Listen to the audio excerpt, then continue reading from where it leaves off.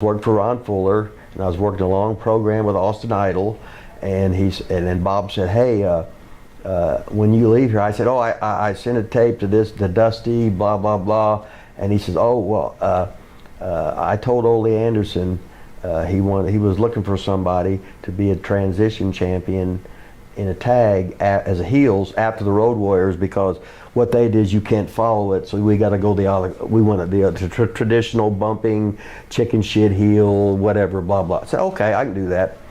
So Ole called me on the phone, and I just said, "Okay." Didn't talk money. He says, "Can you start this?" "Yeah."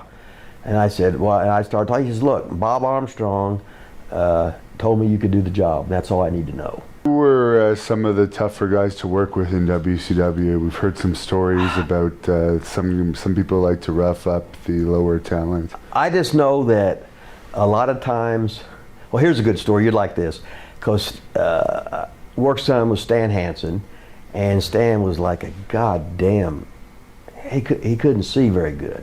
Hell, he couldn't see shit.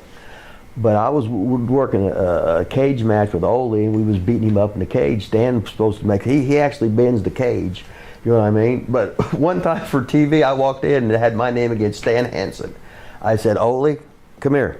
I took my pen out, scribbled it, said, "Fuck you," wrote his name in there. I ain't working with Stan Hansen. Are you kidding me? He might accidentally hurt me. Ain't no fucking way. But I worked with Vader and had a hell of a match and got him over, and showed all these guys, everybody was scared to death of him. He didn't potato me once. He did everything I said. It was great. But I had I'd been around, and the guys had confidence. I said, "Look, I know what you can do. I'm not going to make you look bad. I will do my best to get you over. I'm not paid to get over.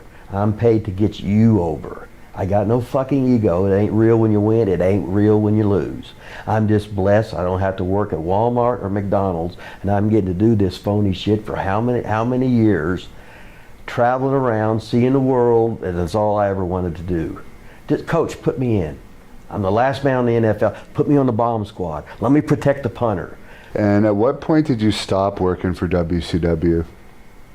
Really, I was working for them in '95, and we was working Orlando. So some girls coming in, we were eating, and they was trying to pick up and hustle on us, right? So I went into like a gay character and said something about her boyfriend, that I wasn't interested in him. I wanted a younger, more attractive man or whatever. And I'm just totally fucking ribbing, right? Then all of a sudden they'd be in a big fucking stinko about it. And Kevin Sullivan says, "Did you say that?" I said, "Well, hell yeah," I said. "You know I'd say that. Hell yeah, it's my goddamn routine. What the fuck?" They fucking fired me. And then once they did that, I basically said, "Fuck you. I don't want to go back here anyway now. Just because you treat me like a fucking mark." I said, I'm ribbing somebody. I'm ribbing some fucking marks that are obviously trying to get attention or do whatever, blah, blah, blah. And we got some of the other boys trashing rooms, not paying for their food in Orlando, just walking by. You know what I mean? And shit, here I am fucking ribbing, having a good time in a working way.